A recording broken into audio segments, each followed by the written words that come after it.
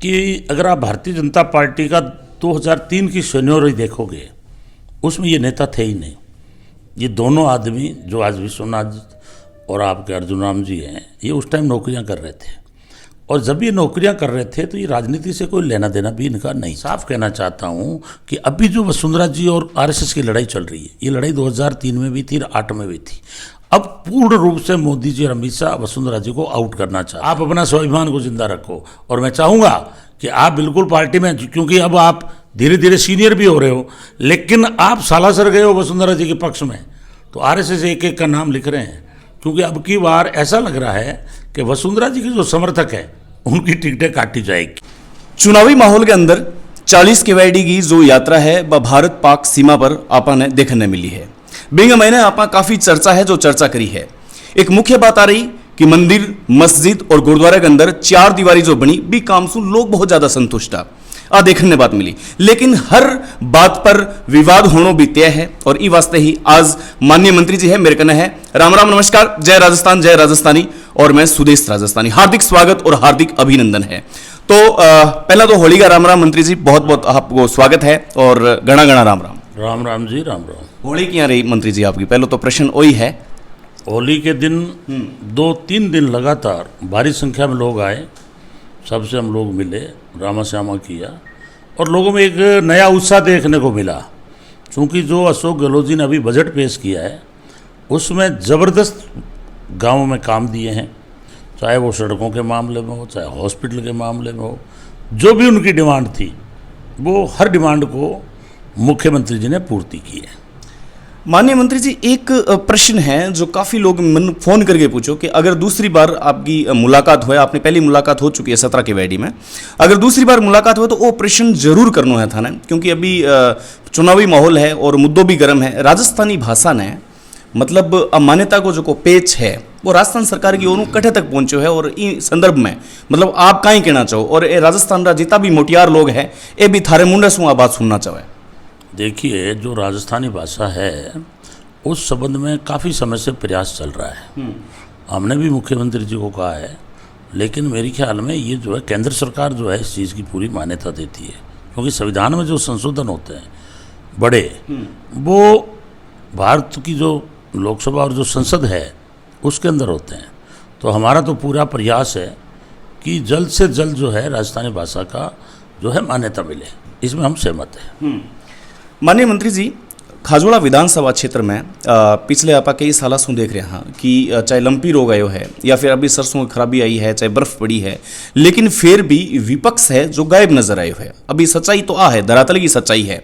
और थारा एक कांग्रेस ब्लॉक अध्यक्ष है रामेश्वर लाल जी को दारा बे तो कह रहे हैं कि मैं विपक्ष में तरस रहा, तो मतलब विपक्ष नजर को नहीं आ रही हो, मतलब आपकी एक दबंग छवि को असर है या फिर विकास को डंको है?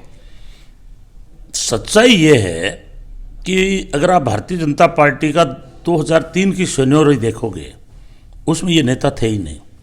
ये दोनों आदमी जो आज विश्वनाथ और आपके अर्जुन राम जी हैं, ये उस टाइम नौकरियां कर रहे थे, और जब ये नौकरियां कर रहे थे तो ये राजनीति से कोई लेना देना भी इनका नहीं था। और जहाँ तक भारतीय जनता पार्टी है, इसकी इतनी दादागिरी है आरएसएस की कि वो नेता को चाहती भी नहीं है। 3 में अगर आप सीनियरिटी देखेंगे तो लूणगणसर में माणक चंद सुरानाथ जी थे, कोलायत में देवी सिंह जी थे, नोखा से मैं रिकॉर्ड वोटों से जीता था बीजेपी से। इसलिए मैं आपसे कह रहा हूं कि वो नेताओं को नहीं चाहती, इसलिए आंदोलन वो करता है जो नेता हो, जो संघर्ष से बढ़ करके आगे आया हो। तो इसमें दोनों ही बातें हैं, नेताओं को इन्होंने नेस्तनाबूद कर दिया या पार्टियों से निकाल दिया, और ऐसे लोगों को स्थापित कर दिया जो उनके बिल्कुल यसमैन है। उनका न तो कोई डेमोक्रेसी के बारे में वो बोल सकते। आप देख रहे हैं पूरे देश में महंगाई बढ़ रही है, बेरोजगारी बढ़ रही है, जगह जगह आरएसएस जो है हिंदू और मुसलमान के दंगे करवा रहे हैं, फिर भी अर्जुन राम जी आज तक एक भी शब्द नहीं बोले हैं। मैंने पहली बार देखा है बीकानेर में एक सांस्कृतिक प्रोग्राम करा रहे हैं, वो खुद ही गीत गा रहे हैं। लेकिन मेरे समझ में नहीं आ रही कि अगर अर्जुन राम जी से ये पूछा जाए कि अर्जुन राम जी आप ये बताओ भी 15 साल में आपने विकास क्या किया, आप तो कलेक्टर रहे हुए हो, आपकी ड्यूटी है कि पार्लियामेंट के अंदर खाली आप मोदी जी के पीछे बैठ के मेज थपथपाते रहो, इससे बीकानेर की जनता संतुष्ट नहीं है। जनता चाहती है कि आप विकास के काम करके बताओ। अन्यथा हम 2 साल कोरोना के बावजूद भी हमने मुख्यमंत्री जी से आग्रह किया, हमने बार बार बातें विधानसभा में उठाई, आज 500 करोड़ रुपए नहरों में लाए। 600 करोड़ रुपए हम जल मिशन में ला करके घर घर जो है उस क्षेत्र के अंदर पानी देने का काम कर रहे हैं। आप सत्तासर से बीकानेर सड़क देखो, पिछले 25 साल से टूटी पड़ी थी, आज वो सड़क जो है बिल्कुल साफ सुथरी अच्छी बन रही है। कोडन देसर से सम्मेवाड़ा बल्लर और बल्लर से खाजूवाड़ा अभी मैंने इस बजट में लेने का काम किया है। पूगल को उप जिला हॉस्पिटल बनाने का काम किया है। आपका खाजूवाड़े में वहाँ एम्बुलेंस भी दी है और 80 लाख रुपए मैंने मेरे कोटे से दिए हैं। इतने ही रुपए मैंने पूगल में दिए हैं और मेरे ख्याल में करीब 30-40 लाख रुपए मैंने छत्तीसगढ़ में दिए हैं। 6 करोड़ की बिल्डिंग छत्तीसगढ़ में बना के CHC बनाई है हमने। अभी हमने नई PHC भी दी है, अमरपुरा, डेली तलाई और सत्तासर। जगह जगह हम GSS दे रहे हैं, जगह जगह हम, आपने देखा होगा छत्तीसगढ़ में कोर्ट देने का काम किया, कृषि मंडी हमने छत्तीसगढ़ में बनाने का काम किया। खाजूवाल पूगल में देखेंगे तो पंचायत समिति लाने का काम किया, बिल्डिंग बन रही है, कॉलेज की बिल्डिंग बन रही है, छत्तीसगढ़ में कॉलेज की बिल्डिंग बन रही है। लेकिन अगर आप बीजेपी समय में देखेंगे एक भी काम इन्होंने नहीं किया, चूंकि ये लोग राजनीतिक व्यक्ति भी नहीं है। आज धौलेरा टू कालासर रोड अभी इस बजट में मैंने घोषणा कराई है। महादेवाली से 507 हेड सड़क अभी मैंने बजट में घोषणा करवाई है। खाजूवाला से 365 हेड रोड 15 करोड़ रुपए अभी हमने स्वीकृत कराए हैं। आपका खाजूवाला से 3 पावली होते हुए 40 केवाईडी भागू मोड़ तक अभी मैंने 18 करोड़ रुपए करवाए हैं। 25 करोड़ रुपए मैंने खाजूवाला में नगर पालिका सीवर लाइन के लिए मैं लाया हूँ। खाजूवाला में मैंने नगर पालिका देने का काम किया है। 20 किलोमीटर वहाँ सड़क बनेगी, 15 किलोमीटर सड़क पहले स्वीकृति हो गई है, वर्क ऑर्डर निकल गए और अब वहाँ काम चालू हो गया है। नगर पालिका का भवन लाने का काम किया है। लव कुश वाटिका में खाजूवाला में लाया हूँ, जो 2 करोड़ से खर्च करके वन विभाग वहाँ एक पार्क तैयार करेगा, जिसमें अगर कोई आदमी वॉकिंग करना चाहे तो वो वहाँ वॉकिंग कर सकता है, बच्चे भी खेल कूद सकते हैं। एक पार्क का महत्व आप समझते हो। इसलिए मैं कहना चाहता हूँ कि हमने इस 4 साल में 2 साल के कोरोना के बावजूद भी इतने विकास के काम कर दिए कि बीजेपी के पास कुछ बोलने के लिए है ही नहीं। नहरों का काम हो रहा है, पानी का काम हो रहा है। इधर मुख्यमंत्री जी को मैं धन्यवाद देना चाहता हूँ कि आज 100 यूनिट बिजली माफ़ कर दी घरों में, 2000 यूनिट बिजली किसानों को माफ़ कर दी। OPS ला करके पूरे देश में इतिहास रचने का काम आदरणीय मुख्यमंत्री जी ने किया है। ये बहुत महापुरुष है और इन्होंने, मुख्यमंत्री जी ने वो काम किए हैं जो आने वाले युगों तक जो है मुख्यमंत्री जी को याद रखा जाएगा। OPS को लेकर के हिमाचल सरकार बन गई, OPS को लेकर के केंद्र सरकार को भी रिटायर्ड कर्मचारियों ने घेरा है। और मैं ये मांग करता हूँ प्रधानमंत्री जी से कि यदि आपने अशोक गहलोत जी की तर्ज पर भारतवर्ष में OPS लागू नहीं की तो ये आपकी सरकार को 2024 में उखाड़ के फेंक देंगे कर्मचारी। इसलिए हम लोग किसानों के बारे में भी सोच रहे हैं, हम कर्मचारी का भी सोच रहे हैं, नौजवानों के लिए हम स्टेडियम ला रहे हैं, बेरोजगारों के लिए नई भर्तियां निकाल रहे हैं, गरीब जो दलित हैं उनके लिए भी अलग योजना बना रहे हैं। आपके नरेगा के अंदर 100 दिन का काम हमने दे दिया। शहर में जो है इंदिरा रोजगार गारंटी के तहत 100 दिन का काम देने का काम किया है। और आप देख रहे हो कि 25 लाख रुपए चिरंजीवी योजना में प्रत्येक आदमी को मिलेंगे अगर कोई भी बीमार हो। उसमें मात्र 800 रुपये जमा कराना पड़ते हैं और BPL को तो 1 रुपया भी जमा नहीं कराना पड़ेगा। आप चिरंजीवी योजना के अलावा अगर कहीं एक्सीडेंट होगा तो वहाँ 5 लाख की बजाय अब 10 लाख रुपए मिलेंगे। इसलिए जन्म से मृत्यु तक मुख्यमंत्री जी ने, अशोक गहलोत जी ने जो है पूरी की पूरी व्यवस्था कर दी है। इसलिए भारतीय जनता पार्टी के पास न तो कोई बोलने को बचा है, मैं मानता हूं कि न वो राजनीतिक लोग थे। ये तो खाली हाथ खड़ा करने के लिए, और विशेषकर मेरा दावा है जहां भी रिजर्व सीट होगी वहां ये बोलने वाले व्यक्ति को हमेशा काटेंगे। आपका उदाहरण बताऊं, कैलाश मेघवाल बहुत वरिष्ठ नेता है भारतीय जनता पार्टी का, उनकी उम्र आ गई 85 और 87 साल, लेकिन जहां भी उनको महत्वपूर्ण पद देने की आई कैबिनेट में, कैलाश मेघवाल को हमेशा जो है बाइकाट करने की कोशिश इसलिए की गई कि वो एक योग्य व्यक्तित्व के धनी थे, राजनीतिक कार्यकर्ता थे।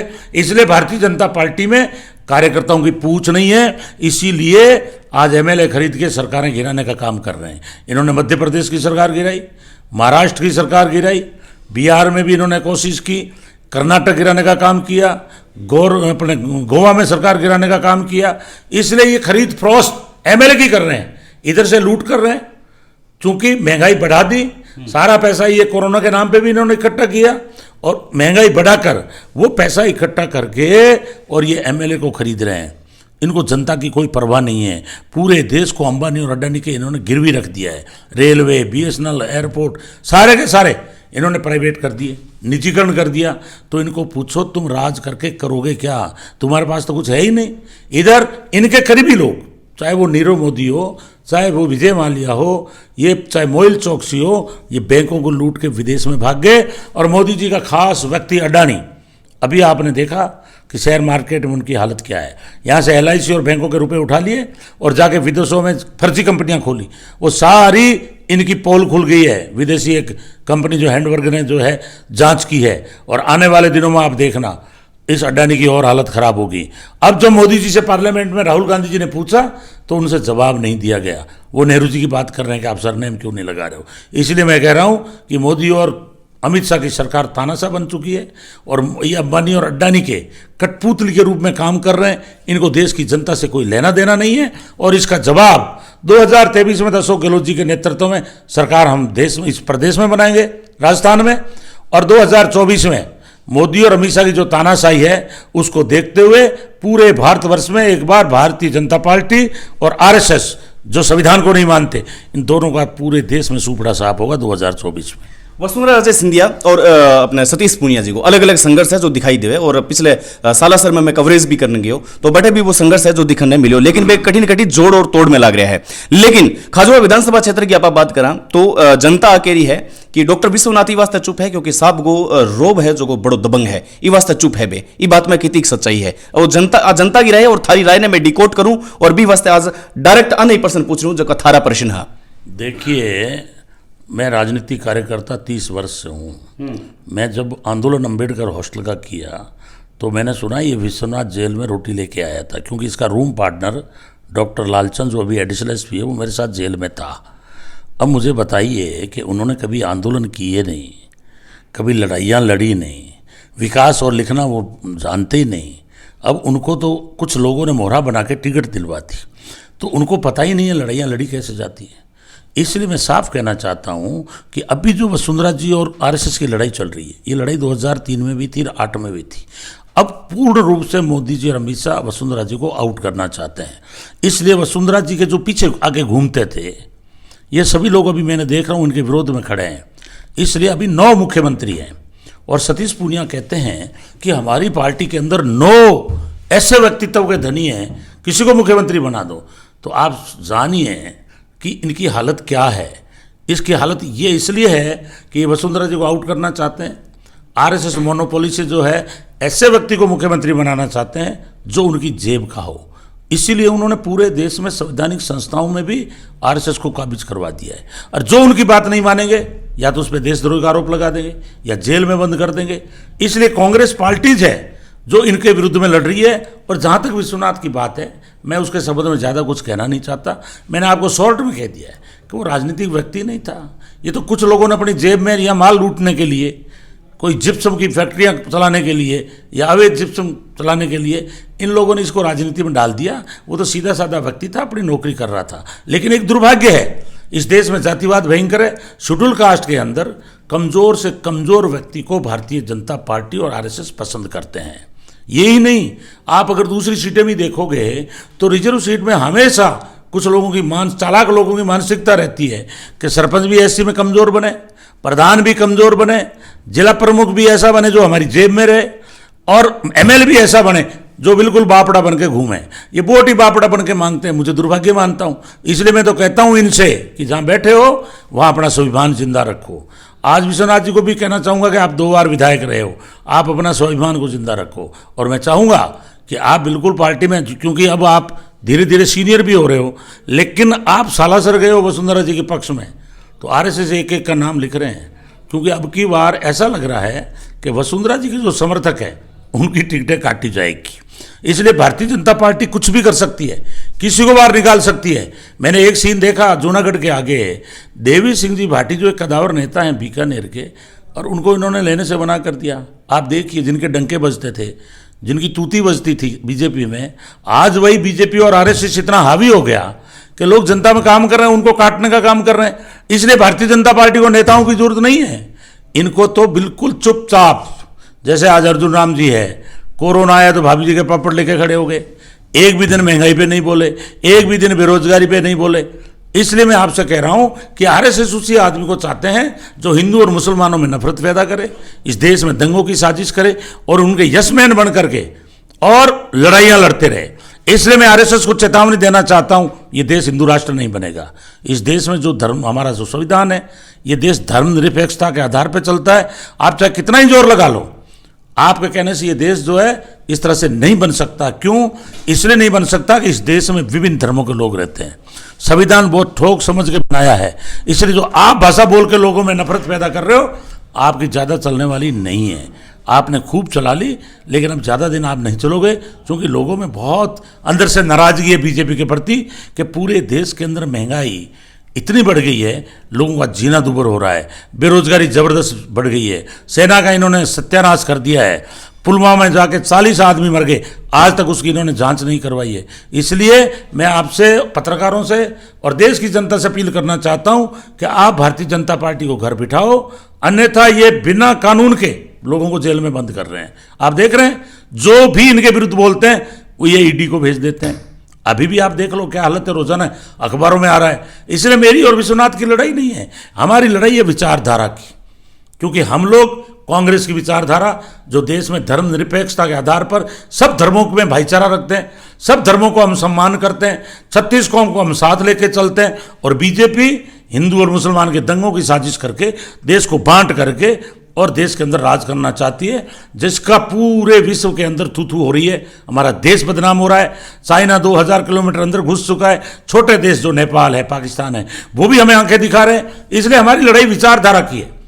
इसलिए हम चाहते हैं कि हम लोग विकास जो हमने किया है 4-5 साल में, और जो आदरणीय अशोक गहलोत, राहुल गांधी जी, सोनिया गांधी ने भाईचारे की जो भारत जोड़ो यात्रा निकाली राहुल गांधी जी ने, उससे हमारी पार्टी ने संदेश दे दिया है। हम विचारधारा के आधार पर लड़ाई लड़ेंगे और 2023 में जो हमने विकास किया है उसके आधार पर, काम के आधार पर हम वोट मांगेंगे और निश्चित रूप से हमारी सरकार बनेगी और रिकॉर्ड वोटों से हम लोग जीतेंगे और सरकार बनाएंगे कांग्रेस की। अंतिम प्रश्न है माननीय मंत्री जी, अंतिम प्रश्न वो है कि आपको भी एक जो है भाषण डिकोड कर रहा हूं मैं, और शायद चुनावी यात्रा की अंदर बात ही, पिछली चुनावी यात्रा की। माननीय मंत्री जी, खाजोड़ा विधानसभा क्षेत्र में खाजोड़ा सब्जी मंडी की हालात बहुत स्तर है। भी में एक गड्ढो भी है जगह के अंदर आए दिन मतलब गायां गिर जाए, और कम से कम 2 मौतें भी है। मतलब एक अनुमानिक आंकड़ो है मेरे कहने, विश्वसनीय सूत्र को नहीं तो मतलब भी जगह बहुत क्रिटिकल कंडीशन है, लेकिन भी पर अभी तक है भी समस्या को हल को नहीं। हालांकि सब्जी मंडी भी कटेड़ी है, तो आ एक बहुत मोटी प्रॉब्लम है खाजोड़ा की। मैं मानता हूं कि सब्जी वाले जहां बैठ जाते हैं उनका मन है कि हम यहीं बैठे रहें। और जो आपने खड्डे की बात कही है, ये तो बहुत गंभीर बात है।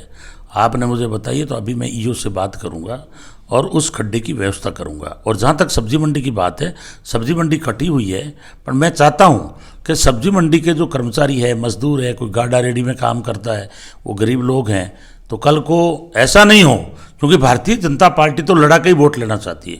तो मैं उनसे मीटिंग करूंगा, उनको समझाएंगे। और नगर पालिका आपको पता है बन चुकी है, लेकिन अभी नया नया घर है तो टाइम लगेगा, क्योंकि हमने 25 करोड़ रुपए अभी सीवर लाइन में भी लाए हैं। तो सब्जी मंडी वाले सारे व्यापारियों से मैं बात करूंगा और उसके बाद में निर्णय करके उनकी समुचित व्यवस्था करेगी। बहुत बहुत आभार मंत्री जी, बहुत बहुत आभार जी, थैंक यू, बहुत बहुत धन्यवाद। तो चुनावी यात्रा के अंदर माननीय मंत्री जी सके आप मुलाकात है जो मेरी मुलाकात रही है। आने वाला समय के अंदर चुनावी यात्रा का बेअंश भी थाने देखने ने मिलेगा। अगर जनता की समस्या है, जनता की समस्या डायरेक्ट माननीय मंत्री जी तक रखने की आपा है, जो कम से कम कोशिश जरूर करांगा। और हाँ, एक बात और, एक नीचे नंबर आ रहा है ऑफिशियल बीपर थे, कॉल कर सको और आरोप और प्रत्यारोप लगाने से पहला मेरी बेबाक छवि के बारे में आपने जानना बहुत जरूरी है। ये वास्ते आज माननीय मंत्री जी तक आया हूं। ये जितना भी प्रश्न पूछा है ये थारा प्रश्न है, मेरा को नहीं है। बहुत बहुत आभार, धन्यवाद, नमस्कार।